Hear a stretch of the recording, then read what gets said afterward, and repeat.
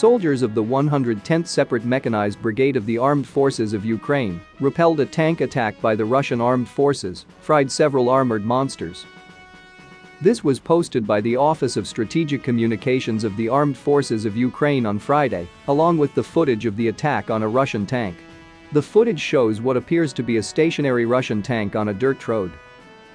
Its left side is suddenly hit by what appears to be a missile or rocket, causing a large explosion and a plume of smoke to rise into the air. It is currently unclear exactly what kind of tank it was.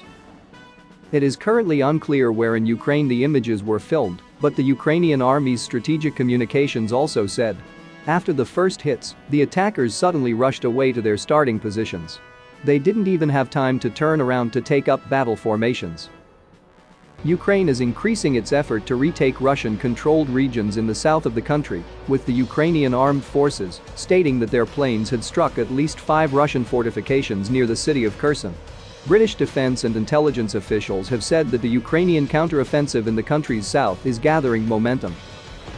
Ukraine's Deputy Prime Minister Irina Vereshchuk has urged Ukrainian residents in Russian-occupied areas in the eastern Donbas region to evacuate, adding that people risk losing access to power, water, food and medical supplies, heating and communication if they remain in the region. U.S. lawmakers have been told by U.S. officials that over 75,000 Russians are estimated to have been killed or injured in the war so far, but there has been no recent information from the Russian authorities on the number of deaths.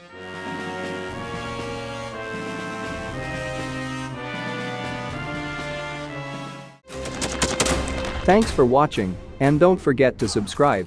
Also, if you want to support Warthog Defense, please become our member and get early access to new videos, exclusive members-only videos, and become administrator in comment section.